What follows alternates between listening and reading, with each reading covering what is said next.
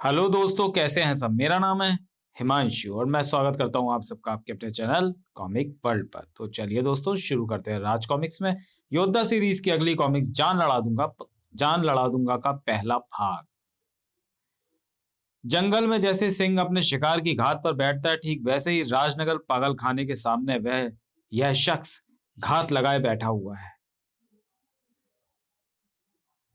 यह शख्स कोई और नहीं, योद्धा है, जिसके हाथ में थमा ढकवान गन चीख चीख कर कह रहा है कि दिल्ली में परमाणु से विदा लेने के बाद जब हम वापस राजनगर लौट आए तो हमें पता चला कि स्नेहा जी इस पागल खाने में मौजूद है। जानने के लिए पड़े टक्कर। हमने स्नेहा जी से मिलने का प्रयत्न किया था, परंतु हमें उससे मिलने नहीं दिया गया। पागल खाने के चिकित्सक और सुरक्षा कर्मियों ने हमें यह कहकर टाल दिया कि वे भयंकर पागल है। जल्द ही कोई भारी गड़बड़ अवश्य है, जिसे जानने के लिए हमें भवन में चुपके से प्रवेश करना होगा। सर्र। और अब सामने वाले भवन में सन्नाटा छा गया है।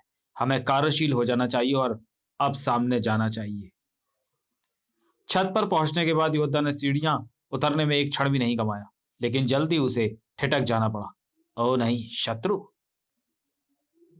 शाम को जब तू चुपचाप वापस लौट गया था, हमने तभी अंदाजा लगा लिया था कि तू स्नेहा से मिले बिना बाज नहीं आने वाला।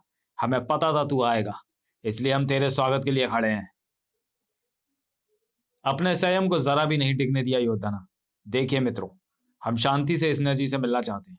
हम आपसे विनती करते हैं कि आप हमें जरा उनसे मिलने दें। तू मिलेगा तो सही बेटे, लेकिन स्नेहा से नहीं, मौत से। आए काक। टकराव से बचना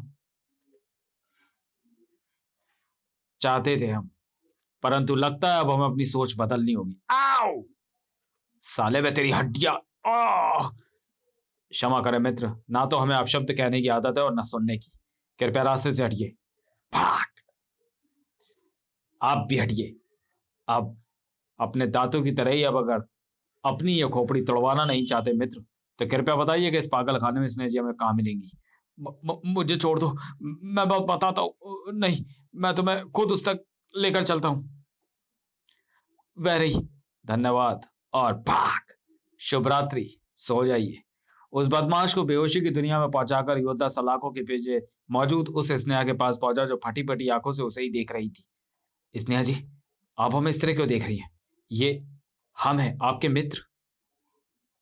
योद्धा, मुझे विश्वास हो गया तुम योद्धा ही हो। अचानक फूट फूट कर रो पड़ी स्नेहा। मुझे यहां से ले चलो योद्धा। मैं पागल नहीं हूं। मैं पागल नहीं हूं योद्धा, मुझ पर विश्वास करो।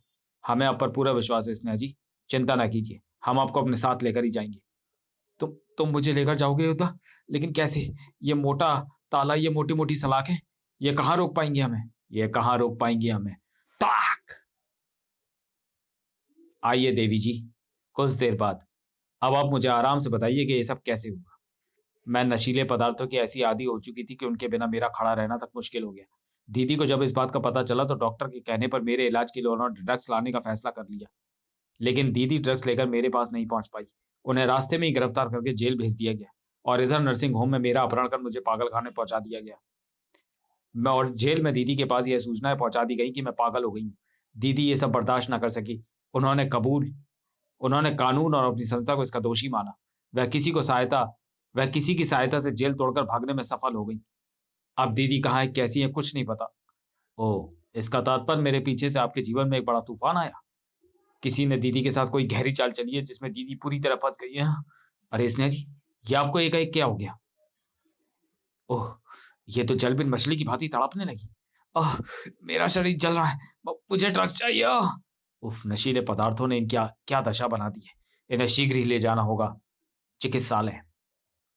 घबराने की जरूरत नहीं है। ड्रग एडिक्ट को इस तरह के दौरे पड़ते रहते हैं। ये अब आराम से सो रही है। धन्यवाद श्रीमान। आप इनकी चिकित्सा करके इन्हें सही करने का प्रयत्न कीजिए।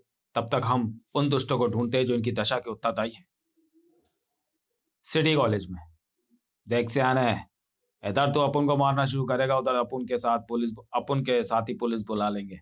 अपन अपने आप को पुलिस के हवाले कर देगा।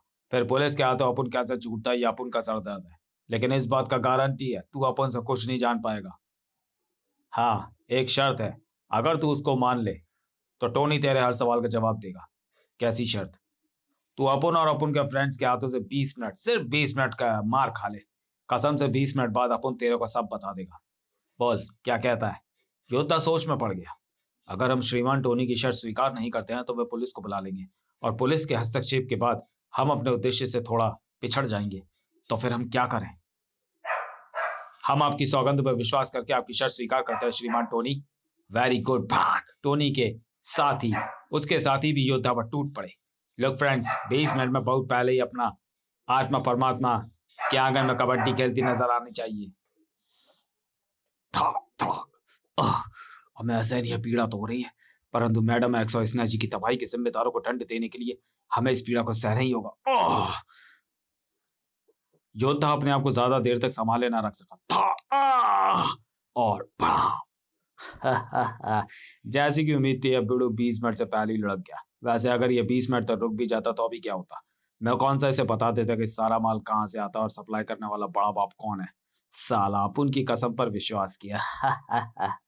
इस बेचारे को क्या पता कि ऐसी कसमें टोनी एक दिन में 300 बार खाता है। श्रीमान टोनी! मानो अचानक मेघ पूरे जोर से घनघना उठे थे। ज्वालामुखी फट पड़ा था। था था जलजला आ गया था। आपके लिए सौगंध का कोई महत्व नहीं होगा श्रीमान टोनी, परंतु हमारे लिए बहुत है। था इसलिए हम सौगंध खाते हैं, अगर आपने शीघ्र ही हमें सब कुछ नहीं बताया तो हम आपके अपवित्र शरीर को 2 टुकड़ों में बांट देंगे। टोनी की रूह फना होकर रह गई। भय से चीख पड़ा वो। मैं तुम्हें सब बताता हूँ योद्धा, मैं तुम्हें सब बताता हूँ।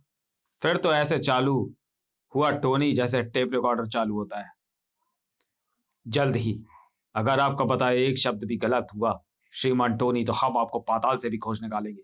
योद्धा तुरंत ही वहां से रवाना हुआ और उसी के साथ रवाना हुआ वह शख्स भी, जिसकी आंखों में योद्धा के लिए प्रशंसा के अपार भाव थे। योद्धा उन जहर बेचने वालों तक जरूर पहुंचेगा। शहर से बाहर स्थित रेलवे यार्ड।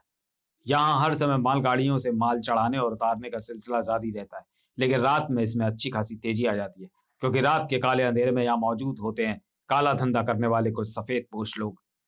जी हाँ, जी हाँ अजगर साहब, हर बार की तरह इस बार भी आपके द्वारा भेजी गई माल की डिलीवरी सही सलामत हमारे पास पहुंच चुकी है। माल तुम तक पहुंच गया, ध्यान रहे। उसकी कीमत भी इसी तरह सही सलामत हमारे पास पहुंच जानी चाहिए, इसमें कोताही नहीं होनी चाहिए। कैसी बातें कर रहे हैं अजगर साहब?